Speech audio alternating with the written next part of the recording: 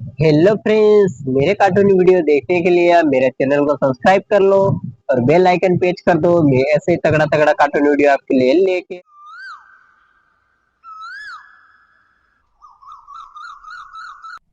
एक बार की बात है, एक जंगल में रानो नाम की चिड़िया गन्ने की खेती किया करती थी और वो उस गन्ने की खेती से ही अपना घर चलाती थी और उस गन्ने की फसल को मील के मालिक को बेच दिया करती थी, जिससे कि उस रानो चिड़िया के गन्ने की चीनी बनती थी और रानो चिड़िया को इसके बदले में बहुत ही अच्छा पैसा मिलता था। रानो चिड़िया ने अपने गन्ने के कारोबार से बहुत ही अच्छा पैसा कमा लिया था और रानो चिड़िया को किसी भी चीज की कमी नहीं थी। एक दिन रानो चिड़िया अपने खेत में गन्ने काट रही थी और गन्ने काटने के बाद रानो चिड़िया बेचारी बहुत ज्यादा थक जाती है, जिसके बाद वो थक हार कर आराम से बैठ जाती है।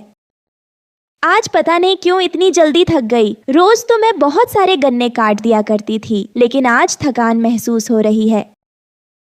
बेचारी रानो आराम से बैठ जाती है। तभी थोड़ी देर बाद कालू कौवा वहाँ आता है।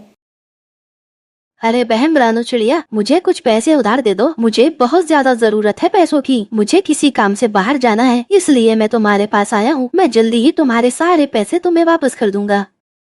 ये सुनकर रानो चिड़िया कालू कौवे से कहती है, कालू भाई, तुम फिर से मेरे पास पैसे मांगने आ गए। पूरे 2 साल होने को आए हैं, लेकिन तुमने एक भी रुपया मेरा वापस नहीं किया, इसलिए मैं तुम्हें अब पैसे नहीं दूंगी। तुम चुपचाप यहाँ से चले जाओ, वरना मैं दूसरे पक्षियों को बुला लूंगी। इतना सुनकर कालू कौवा गुस्से में अपने घर चला जाता है और अपने आप से कहता है, अगर आज मेरे पास पैसे होते तो मुझे रानो चिड़िया के पास इस तरह पैसे मांगने जाना नहीं पड़ता, और ना ही वो रानो चिड़िया मेरी इतनी बेइज्जती करती। उसने मेरे साथ बहुत बुरा किया है, उसे इस सब का फल भुगतना पड़ेगा। मैं उसको जरूर सबक सिखाऊंगा। अगर मैंने उसे सबक नहीं सिखाया तो मेरा नाम कालू कौवा नहीं। फिर उसके अगले ही दिन कालू कौवा रानो चिड़िया के गन्ने के खेत में जाकर दवाई डाल देता है, जिससे कि उसके खेत में बहुत ज्यादा मात्रा में कीड़े हो जाएं और उसका गन्ने का खेत बर्बाद हो जाए। फिर कालू कौवा दवाई डालकर अपने घर चला आता है और खुश होकर सोचता है, अब देखता हूँ रानो चिड़िया तू कैसे गन्ने की खेती करती है। अब तेरा एक भी गन्ना नहीं बिकेगा, क्योंकि अब तो उसमें बहुत ज्यादा कीड़े हो जाएंगे और तेरा गन्ना कोई भी पक्षी नहीं खरीदेगा। तुझे मुझसे दुश्मनी बहुत महंगी पड़ेगी रानो चिड़िया, क्योंकि तूने मेरे साथ सही नहीं किया था। उसकी सजा तुझे जरूर मिलेगी रानो चिड़िया। वहीं रानो चिड़िया अपने गन्ने के खेत पर आकर देखती है तो वहाँ के हालात देखकर रानो चिड़िया बहुत ज्यादा घबरा जाती है और रोते हुए कहती है, हे भगवान, इतने कीड़े कहाँ से आ गए मेरे खेत में। मैंने तो अपने गन्ने के खेत में कीड़ों की दवाई डाल दी थी, जिससे कि मेरे खेत में कीड़े ना हो, लेकिन अब यह इतने बड़े बड़े कीड़े मेरे गन्ने के खेत में कैसे आ गए। मुझे तो जरूर किसी पक्षी की कुछ ना कुछ साजिश लग रही है। मुझे ऐसा लगता है कि यह सब कालू कौवे ने किया है। उसने मेरे साथ ये सही नहीं किया। उसको मैं बहुत अच्छा सबक सिखाऊंगी, वरना मेरा नाम रानो चिड़िया नहीं। वहीं रानो चिड़िया कालू को सबक सिखाने का प्लान बनाती है। वहीं दूसरी तरफ कालू कौवा मील में जाकर मील के मालिक को सब कुछ बात बता देता है। अरे सुनो सेठ जी, अब आप उस रानो चिड़िया के गन्ने मत खरीदना, क्योंकि उसके गन्ने में तो बहुत ज्यादा कीड़े हो रहे हैं, और अगर आप उसके गन्ने खरीदोगे तो बहुत ज्यादा बीमारी फैलेगी। इस वजह से मैं आपको ये बात बताने आया हूँ। कुछ दिन रुक जाइए, मैं अपनी गन्ने की खेती करूँगा, फिर आप मेरे गन्ने खरीदना। ये कहकर कालू वहाँ से चला जाता है। अब उसके अगले ही दिन कालू कौवा अपने खेत में गन्ने बो देता है। चलो भाई, कम से कम मैंने गन्ने तो बो दिए। अब बस इनका इंतजार करना है कि कब ये बड़े होंगे और कब मैं इन गन्नों को मिल के मालिक को दूंगा। रानो चिड़िया ने बहुत खेती कर ली, अब कालू कौवा जंगल में खेती करेगा। उस रानो चिड़िया को खेती करनी आई भी है क्या, जो वो खेती करने चली थी? मैं दिखाऊंगा कि कैसे होती है गन्ने की खेती। उसके बाद कालू कौवा अपने घर आ जाता है और पीछे से रानो चिड़िया उसके खेत में जाकर दवाई डाल देती है। कालू, तूने मेरे साथ अच्छा नहीं किया था। तूने मेरा रोजगार मुझसे छीन लिया। अब मैं तेरी गन्ने की खेती भी नहीं होने दूंगी। इस दवाई से तो तेरी खेती ऊपर ही नहीं उगेगी। तेरे गन्ने ऐसे के ऐसे ही रहेंगे। अब तेरा गन्ना नहीं उगेगा। कालू पूरे 2 महीने बाद सोचता है, चलो देख कर आता हूँ मेरी खेती कैसी हुई है। बहुत अच्छी खेती हुई होगी मेरी। अब गन्ने की खेती को बेचकर मैं बहुत ही अच्छा पैसा कमाऊंगा और बहुत ही अमीर हो जाऊंगा। फिर रानो चिड़िया मुझसे जलने लगेगी और सारे पक्षी मुझसे जलेंगे। चलो जल्दी चलता हूँ और देख कर आता हूँ। उसके बाद कालू कौवा अपने खेत पर जाता है और अपनी खेती देखकर हैरान हो जाता है।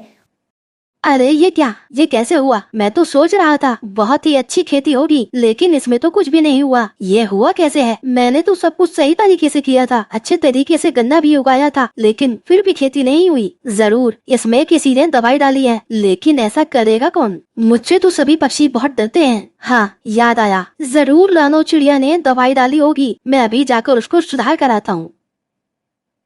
उसके बाद कालू कौवा रानो चिड़िया के घर आता है और गुस्से में कहता है,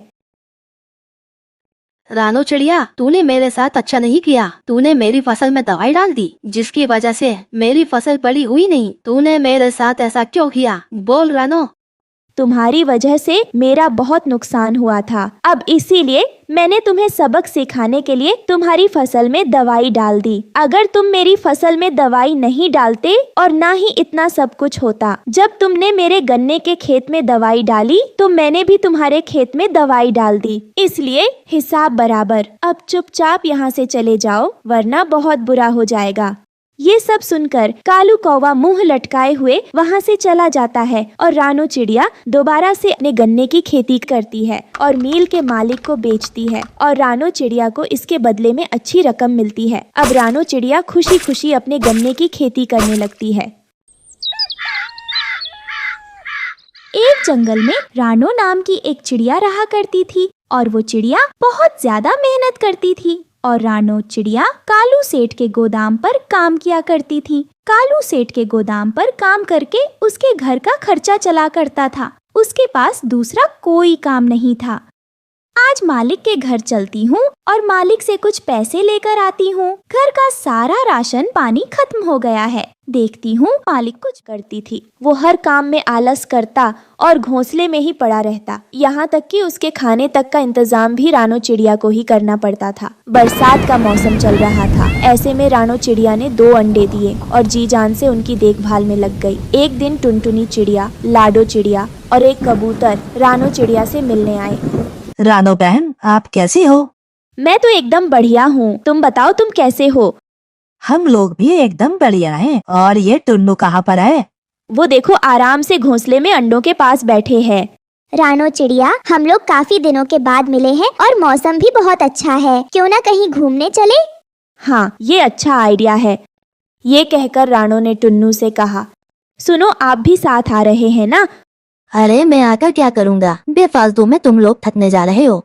मुझे आपसे यही उम्मीद थी। कहीं घूमने जाना भी आपको थकने के बराबर ही लगता है। ठीक है, आप यहीं बैठे अंडों का ध्यान रखना, हम होकर आते हैं। ये कहकर रानो उन सभी के साथ सैर को चली गई। वो काफी देर तक जंगल में घूमते बातें करते रहे और इस तरह रानो चिड़िया को बहुत अच्छा लगा। फिर वो एक तालाब के पास जाकर रुक गए। चलो सब लोग तैरते हैं और मजे करते हैं। लेकिन हमें तो तैरना नहीं आता, हम किस तरह मजे करेंगे भला?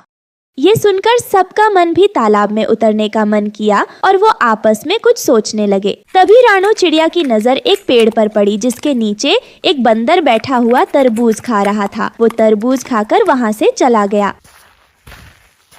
रानो चिड़िया को तरबूज का खोल देखकर एक आइडिया आया और उसने बाकी सबको बताया। फिर वो उस तरबूज के खोल को खिसका खिसका कर तालाब के किनारे तक लाए। कबूतर कहीं से एक छोटी सी लकड़ी उठा लाया और लाडो चिड़िया एक धागा उठा लाई। बंटी भैया, इस लकड़ी को तरबूज के अंदर फंसाकर खड़ा कर दो। ठीक है, मैं करता हूँ। ये कहकर उसने वो लकड़ी तरबूज के खोल के अंदर फंसा दी। फिर लाडो ने उस धागे को लकड़ी में बांध दिया। ऐसा करने से उनके लिए एक नाव तैयार हो गई। फिर उन्होंने उस नाव को खिसकाकर तालाब में डाला और उसमें बैठकर चल दिए और उन लोगों ने खूब मजे किए। फिर शाम होते होते वो किनारे वापस आने लगे। बहुत मजा आया नाव की सवारी करके। वैसे अब इस नाव का क्या करना है? क्या इसको यहीं छोड़ दें? नहीं, आप लोग इसको मेरे घोंसले तक ले चलो। फिर हम सभी अगली बार भी नाव की सवारी के मजे लेंगे। रानो चिड़िया की बात सुनकर सभी ने मंजूरी जताई और उसको रानो के घोंसले वाले पेड़ तक ले गए। इस तरह रानो चिड़िया काफी थक गई थी। तुम लोगों से इतने दिनों बाद मिलकर बहुत अच्छा लगा। अगली बार भी जल्दी मिलने आना। हमें भी बहुत अच्छा लगा रानो। वो लोग उससे अलविदा लेकर चले गए। रानो चिड़िया ने टुन्नू चिड़ा से कहा, टुन्नू जी सुनिए, पेड़ के नीचे हमारी नाव खड़ी है, कहीं कोई इसको ले ना जाए। आप मेरे साथ नीचे चलिए, मैं और आप उसको उठाकर आराम से ऊपर ला सकते हैं। अरे अभी तुम थक कर आई हो, अभी इसको उठाओगी तो और थक जाओगी। थक कर मैं आई हूँ, लेकिन आलस आपको क्यों आ रहा है? उसकी बात सुनकर भी टुन्नू को कोई फर्क नहीं पड़ा और वो थोड़ी देर बाद काम करने का बोलकर सो गया। रानो चिड़िया भी उससे हार कर सो गई। काफी समय बीत गया। जब सुबह उसकी आंख खुली तो उसने देखा कि बारिश बहुत ही तेज हो रही है और पानी काफी हद तक भर चुका है। कुछ ही देर में पानी उनकी डाली पर आने लगा। यह देख रानो को अपने अंडों की फिक्र होने लगी। अरे उठिए उठिए, अभी तक घोड़े बेचकर सो रहे हैं, देखिए जरा यहाँ क्या हाल हो चुका है। रानो की एक दो आवाजों के बाद टुन्नू बड़ी मुश्किल से उठा और सामने का नजारा देखकर हैरान रह गया। अरे ये क्या, इतनी तेज बारिश, और यह पानी कहाँ से भर गया? ये सोचिए कि अब हम अपने अंडों को कैसे बचाएंगे। मुझे कुछ भी समझ में नहीं आ रहा। अगर आप उस समय मेरी बात मानकर उस नाव को ऊपर ले आते तो हमारे अंडे बचाए जा सकते थे, लेकिन वो नाव तो अब पता नहीं कहाँ होगी और ये घोंसला भी पानी की चपेट में आकर डूबा ही जा रहा है। यह सुनकर टुन्नू को अपनी गलती का एहसास हो चुका था, लेकिन अब पछताने से कोई फायदा नहीं था। तुम ठीक कह रही हो, आज मेरे आलस की वजह से हमारे अंडे खतरे में हैं, लेकिन मैं इन्हें कुछ नहीं होने दूंगा। मैं अभी किसी को मदद के लिए बुला कर लाता हूँ। ये कहकर वो हवा में उड़ गया। रानो चिड़िया को बहुत फिक्र होने लगी थी, लेकिन वो अपने अंडों को छोड़कर नहीं जा सकती थी। टुन्नू काफी देर तक उड़ता रहा और वो जहाँ भी जाता उसको घोंसले खाली ही नजर आते, क्योंकि सभी पंछी खुद की जान बचाने के लिए जंगल छोड़कर जा चुके थे। उसको कई पक्षी घोंसले पानी में डूबते हुए भी नजर आए, जिनको देखकर वो डर गया। अब तो मैं कुछ भी नहीं कर सकता। हमें हमारे अंडों को अपनी आंखों के सामने डूबते हुए देखना पड़ेगा। ये कहते हुए उसकी आंखों में आंसू आ गए और वो वापस अपने घोंसले की तरफ चल दिया। रानो चिड़िया बहुत ही परेशान थी। पानी अब काफी ऊपर आ चुका था और उसकी डाल को छूने लगा था। कुछ ही मिनटों में वो घोंसले के ऊपर तक आने वाला था। हे भगवान, मैं अपने अंडों को कैसे बचाऊं? लगता है उनको कोई मदद के लिए भी नहीं मिलने वाला। पूरा जंगल खाली हो चुका है। अभी वो परेशान हो ही रही थी, पानी घोंसले को छूने ही लगा था और अंडे हिलने लगे। कुछ ही पलों में पानी अंडों तक पहुंचने वाला था। तभी उसने देखा कि सामने से टुन्नू अपनी चोंच के अंदर तरबूज की नाव दबाए उड़ता आ रहा है। वो डाल पर आकर रुक गया और उसने नाव वहाँ पर रखी। रानो, जल्दी से अंडों को उठाने में मेरी मदद करो, मुझे नाव मिल गई है। दोनों ने एक एक करके उन अंडों को नाव में रखा और फिर खुद भी उसमें बैठ गए। तभी पानी डाली के ऊपर आया और नाव के ऊपर तैरने लगी। पानी के बहाव के साथ उनकी तरबूज की नाव चलने लगी। रानो चिड़िया अपने अंडों को सुरक्षित देखकर बहुत खुश थी। टुन्नू, तुम्हें ये नाव कहाँ से मिली?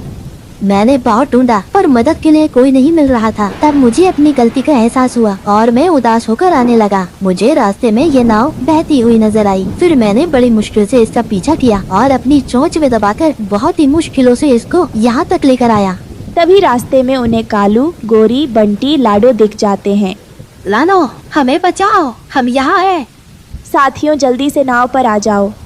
सभी एक एक करके नाव घर के अंदर आ जाते हैं। अच्छा हुआ रानो, तुम मदद लेकर आ गई, नहीं तो हम पानी में बह जाते। रानो चिड़िया एक एक करके जंगल के सभी पक्षियों की जान बचाती है। इस तरह दोनों ने अपने अंडों को बचा लिया। फिर वो बारिश रुकने के बाद सभी पक्षी खुशी खुशी वापस अपने घोंसले में रहने लगे।